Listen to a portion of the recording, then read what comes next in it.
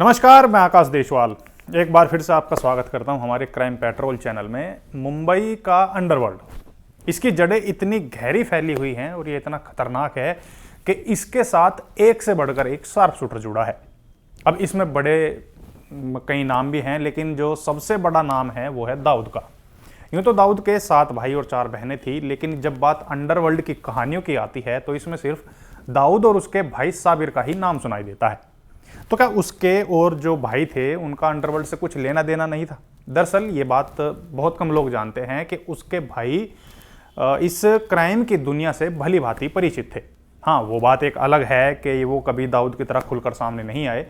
और आज की कहानी भी दाऊद के 7 भाइयों में से एक नूरा कास्कर की है। यूँ तो नूरा कास्कर को पोएट्री लिखने का शौक था, कविता लिखा करता था और उसने बॉलीवुड की कई गानों में अपने लिरिक्स भी दिए। उसकी हमेशा से तमन्ना थी कि वो वापस भारत आकर रहे। नूरा का पूरा नाम था नूरुल हक नूरा कास्कर। पुलिस के अनुसार इसके ऊपर पहला केस अवैध वसूली का दर्ज हुआ। इसके बाद नूरा ने एक्सटॉर्शन के धंधे को तेजी से बढ़ाना शुरू कर दिया। अब वो बिल्डरों, व्यापारियों से रंगदारी के तौर पर मोटी रकम वसूला करता था। अब ऐसे ऐसे करके उसके ऊपर कई मामले दर्ज होते चले गए। कई बार तो व्यापारी डर के मारे उसकी कंप्लेन भी नहीं करते थे। अब 1980 में जब दाऊद ने क्राइम की दुनिया में आगे बढ़ना शुरू किया तो उसके साथ ही नूरा ने भी अपना नेटवर्क बढ़ाना शुरू कर दिया। मुंबई के खास एरिया जैसे नागपाड़ा, पायधोनी, डोंगरी, मोहम्मद अली जैसे एरिया में उसका अच्छा नेटवर्क था और उसका अवैध वसूली का काम अब जोरों पर था। तभी 1989 को उसने मुंबई को अलविदा कह दिया और वो दुबई चला गया। मतलब ऐसा नहीं था कि वो मुंबई कभी वापस नहीं आया। कई बार दुबई से मुंबई उसका आना जाना होता था, लेकिन उसके आने जाने की खबर डी कंपनी के एंटी गैंग जैसे गवली गैंग हुआ और जो 2-4 गैंग थे उनको कभी नहीं लगी। अब उसका अपने धंधों को लेकर मुंबई आना जाना लगा रहता था। कहते हैं कि जब 1993 के मुंबई धमाकों के बाद छोटा राजन और डी कंपनी में दरार आनी शुरू हो गई तो छोटा शकील के साथ नूरा कास्कर ने मिलकर छोटा राजन पर नजर रखनी शुरू कर दी। यहाँ तक कि छोटा राजन और उसके परिवार को दुबई के एक घर में नजरबंद करके रखा गया था और यह काम करने वाला कोई और नहीं बल्कि नूरा कास्कर था। जब दाऊद कई बार काम के सिलसिले में दुबई से बाहर रहता था तो इसी सब काम के बीच में नूरा कास्कर ने छोटा राजन पर अपना शिकंजा कसना शुरू कर दिया।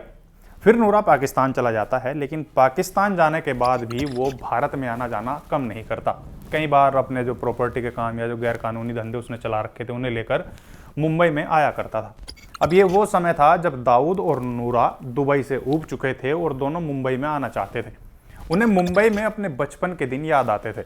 नूरा अपने परिवार के साथ मुंबई में आकर नई जिंदगी शुरू करना चाहता था, लेकिन दोनों जानते थे कि मुंबई में उन्हें फांसी का डर है। तो उन्होंने इसे लेकर पुलिस के कई बड़े अधिकारियों से बातचीत की, कई मीटिंग भी की कि उनके ऊपर जो केस है उनका लेकर कुछ कर दिया जाए, लेकिन इन सब का कुछ फायदा नहीं हुआ।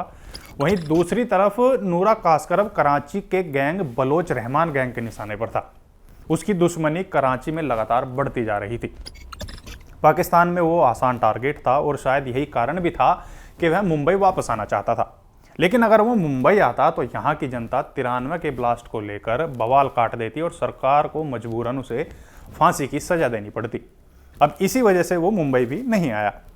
कराची की मीडिया ने खबर चलाई इसी दौरान कि नूरा को सरदार अब्दुल रहमान बलोच उर्फ रहमान डकैत ने मौत के घाट उतार दिया। ये वही सरदार रहमान था जो कभी अपना साथी खालिद शहंशाह के साथ बेनजीर भुट्टो का बॉडीगार्ड था। ये दोनों इतने शातिर थे कि भुट्टो के सिक्योरिटी गार्ड होने के साथ साथ ये ड्रग्स और फिरौती का धंधा भी देखा करते थे। अब इन्हीं धंधों के चलते इन दोनों में गहरी दुश्मनी हो जाती है। अब जहां खालिद शहंशाह की डी कंपनी के साथ अच्छी जान पहचान थी तो वहीं रहमान की छवि लोगों के बीच रॉबिन हुड वाली थी। तभी 2008 में रहमान ने खालिद को मौत के घाट उतार दिया। कहा तो यह भी जाता है कि रहमान ने नूरा कास्कर को किडनैप कर लिया था और उसकी जमकर पिटाई की थी और उसे इस हद तक टॉर्चर किया गया था कि मानो पुलिस ने 3rd डिग्री दी हो। अब ये सब रहमान ने इसलिए किया था क्योंकि उसे नूरा पर इस बात का शक था कि नूरा शहंशाह तक उसकी गुप्त जानकारी पहुंचाता है। हालांकि ये खबरें भी खूब चर्चाओं में रही कि रहमान गैंग ने नूरा को किडनैप कर दाऊद से 250 करोड़ की डिमांड की थी और कहा था कि अगर रुपए नहीं दिए गए तो खामियाजा भुगतने के लिए तैयार रहे। लेकिन दाऊद पैसे देने से मना कर देता है और इसका रिजल्ट ये हुआ कि मार्च 2009 को रहमान ने नूरा को मारकर कराची में दाऊद के घर के पास फिकवा दिया। नूरा के शरीर पर मारपीट के निशान थे और उसे 7 गोलियां मारी गई थी। ये वो चीज़ें हैं जो रिपोर्ट में थी, लेकिन दाऊद के परिवार की अगर माने तो नूरा की मौत हार्ट अटैक से हुई थी। हालांकि कुछ सदस्य तो ये भी कहते हैं कि नूरा की मौत को कैंसर से हुई थी। मतलब ये था कि अलग अलग सब ने कुछ अलग अलग मत दिए इसकी मौत को लेकर। तभी 9 अगस्त 2009 को पाकिस्तानी पुलिस को रहमान डकैत के छिपे होने की खबर लगती है, तो पुलिस सिविल वर्दी में कराची के उस एरिया में पहुंचती है जहां रहमान डकैत अपने साथियों के साथ था। पुलिस उन सभी को अपने साथ कार में बिठाकर ले जाती है और रास्ते में कार रोककर रहमान और उसके साथियों को एक के बाद एक कई गोलियां मारकर मौत के घाट उतार दिया जाता है। पुलिस सभी को फेक एनकाउंटर में मार देती है। अब इसके पीछे तर्क ये था कि जैसे दाऊद मुंबई में पुलिस का इस्तेमाल करके अपने दुश्मनों को मरवाता था, अब वैसा ही वो पाकिस्तान में कर रहा था। पाकिस्तान की पुलिस दाऊद के अंडर में थी। इसके बाद भारत की क्राइम ब्रांच ये खुलासा करती है कि नूरा ने कराची में कई दुश्मन पाल रखे हैं और वो ISI के खिलाफ भी जाने को तैयार था। तभी जून 2014 को नूरा के बेटे सोहेल कास्कर को US एजेंसी ने नार्को टेररिज्म के सिलसिले में गिरफ्तार कर लिया। अब ये खबर मुंबई पुलिस को लगी तो मुंबई ने उसे भारत लाने की तैयारी की, क्योंकि वो जानते थे कि इसके जरिए वो कई बड़े राज खुलवा सकते हैं। फिर भारतीय एजेंसियों ने US की एजेंसी से साठगांठ कर उसे काबू में करने की कोशिश की, लेकिन 2022 को खबर आती है कि सोहेल नेपाल के रास्ते पाकिस्तान चला गया। यहाँ भारतीय एजेंसी सोच में पड़ गई कि US एजेंसी ने ऐसा क्यों किया। आज की स्टोरी से जुड़ा सवाल, नूरा ने बॉलीवुड की किस फिल्म के लिए लिरिक्स लिखे थे?